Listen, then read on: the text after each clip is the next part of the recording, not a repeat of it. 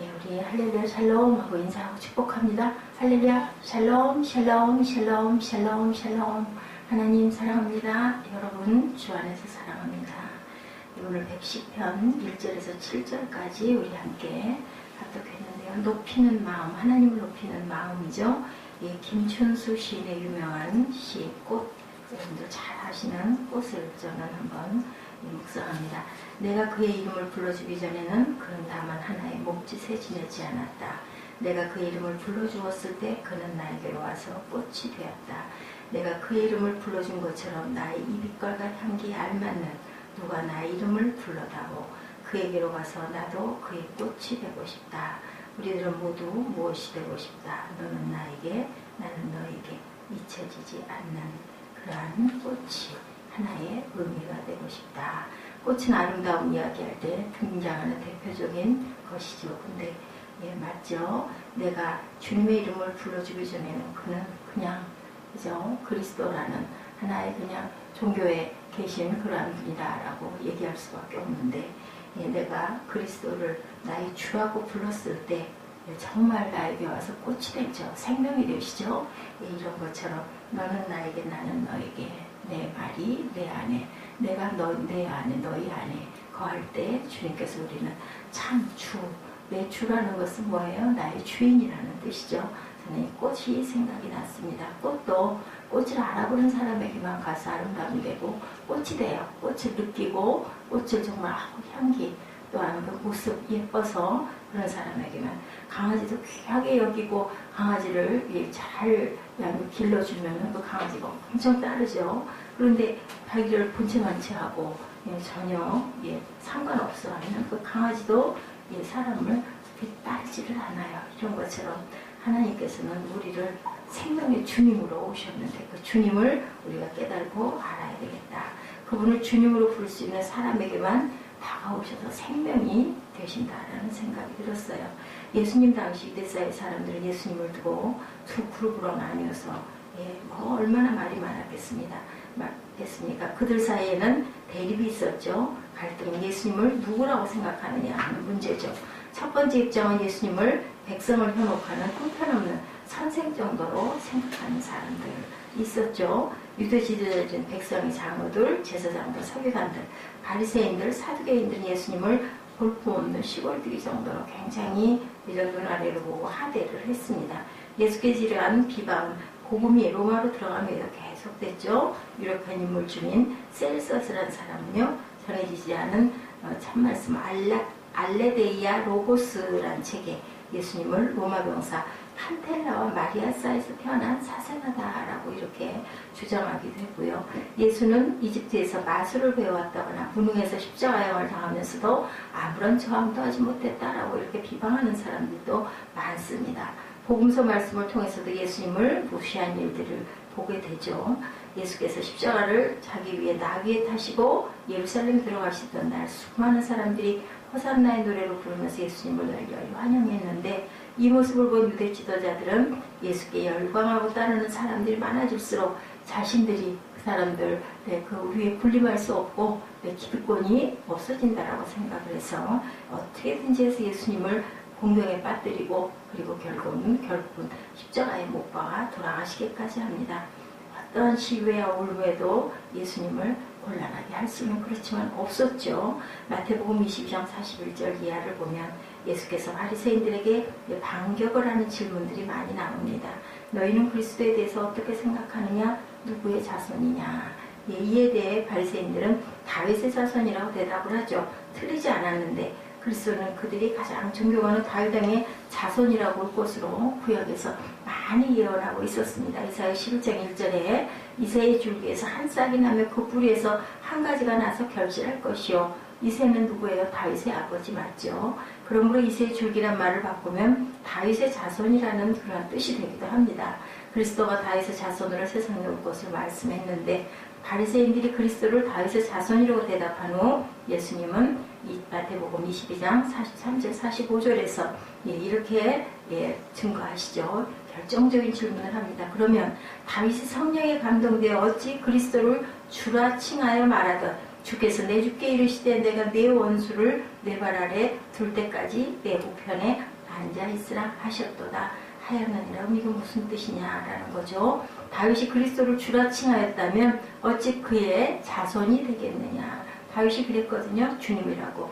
시편 110편 1절에 이 질문에 대해서 바리새인들은 아무 대답도 못합니다. 마태복음 22장 46절에 한마디도 능히 대답하는 자가 없고 그날부터 감히 그에게 묻는 자도 없더라.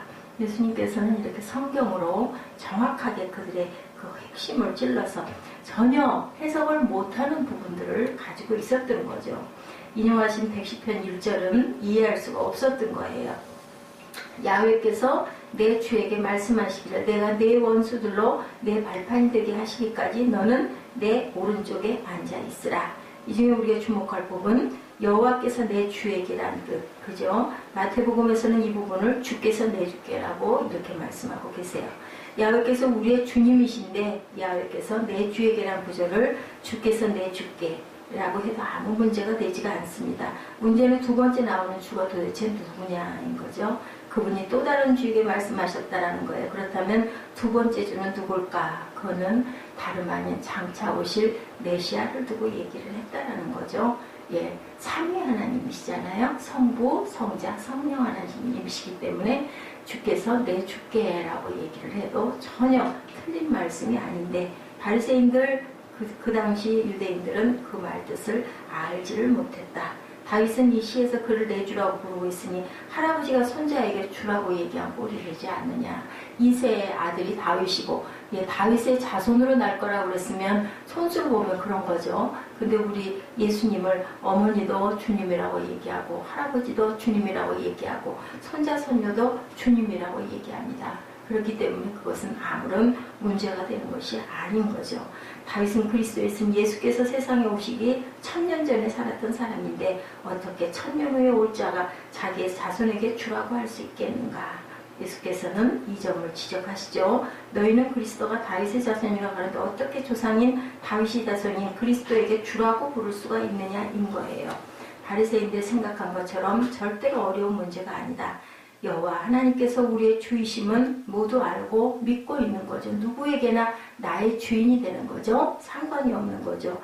하나님, 창조주 하나님께는 누구도 할아버지도 그 윗대도 모두 다 주라고 인정하면 주님이 되는 거예요. 근데 나의 주인이라고 생각을 하지 않는다면 김춘수 시인의 꽃처럼 내가 그 이름을 불러주기 전에는 그냥 뭐 하나님이래, 그들의 하나님이래, 나하고는 아무 관계가 없어 라고 생각을 하게 되는 거고, 꽃도 우리가 아름답게 꽃을 음미하고 꽃을 사랑해야 내 안에 꽃으로 다가올 수 있는 거고, 어떤 우리가 희망과 소망을 가졌을 때도 그것을 온전하게 바라보고 그것을 향하여 달려갈 때 그게 하나의 의미와 목적이 된다라는 거죠. 결국은 다윗의 자손으로 온다. 그것은 동정녀 마리아를 통해서 성령으로 잉태하시는 형태, 그것을 가르쳐서 얘기했다라는 것을 알게 되죠. 보라, 내가 잉태하여 아들을 낳으리니 그 이름을 예수라 하라. 그가 큰 자가 되고 지극히 높으신 이의 아들이라 일컬어질 것이다. 요셉에게 주신 말씀이라면 누가복음 1장 30절에서 35절, 마리아에게 천사가 이르되 마리아야 무서워하지 말라, 내가 하나님께 은혜를 입었느니라. 이것은 동정녀 마리아에게 다윗의 자손으로 그 형태로 올 거라는 뜻으로 얘기를 하고 있습니다. 하나님의 아들이신 그리스도는 위대하신 분이죠. 하나님 우편에 지금도 앉아 계신 분입니다. 오늘 본문 1절에 야훼께서 내 주에게 말씀하시기를 내가 내 원수들로 내 발판이 되게 하기까지 너는 내 오른쪽에 앉아 있으라 하셨도다. 메시아는 온 세상을 또한 다스리는 왕이시죠. 2절에 야훼께서 시온에서부터 주의 권능의 규를 내게 보이시리니 주는 원수들 중에서 다스리소서. 규란 왕의 지휘봉입니다. 그죠? 그분은 세상에 오셔서 제사장의 역할을 하실 것이다. 4절에 야훼는 맹세하고 변하지 아니하시리라 이르시기를 너는 멜기세덱의 서열을 따라 영원한 제사장이라 하셨도다. 예수님은 영원한 제사장으로 십자가라는 제단 위에서 당신 자신을 제물로 삼아 우리 죄를 씻기 위한 속죄를 제사를 드립니다.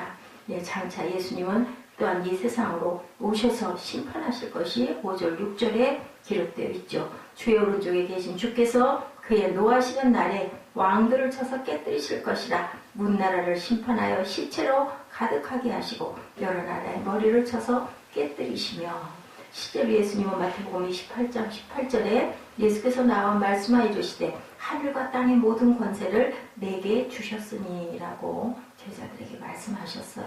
그분은 하늘과 땅의 모든 권세를 가지시는 왕이죠. 예수님을 어떻게 생각해 왔는지 우리는 참 다시 한번 생각해 봐야 됩니다. 예수님은 만왕의 왕이시고 나의 주님이시고 또한 메시아이시고 그죠? 우리의 구원자이신 그러한 예수 그리스도이십니다. 하나님의 아들이시기도 하죠. 예수님은 우리가 아무렇게나 대해도 좋을 분이 절대로 아니죠.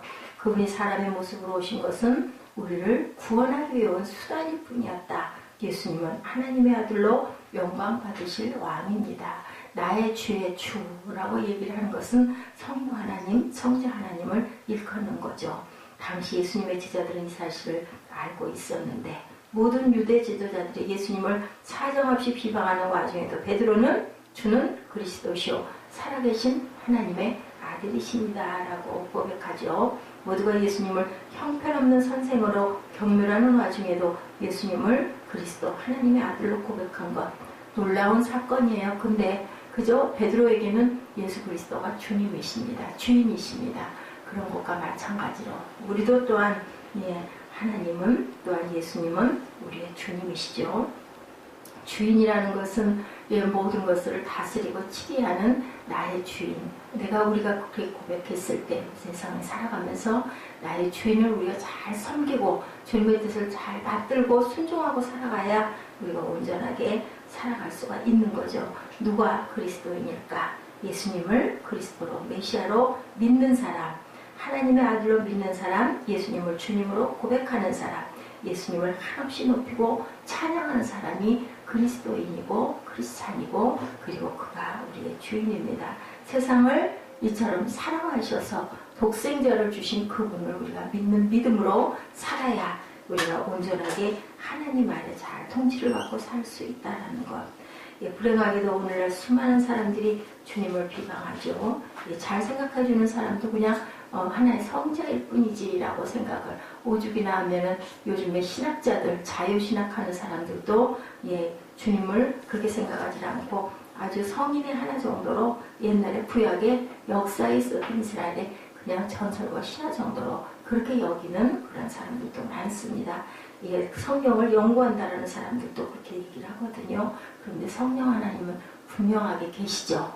성령을 체험하고 경험한 사람들은 그렇게 얘기할 수가 없습니다.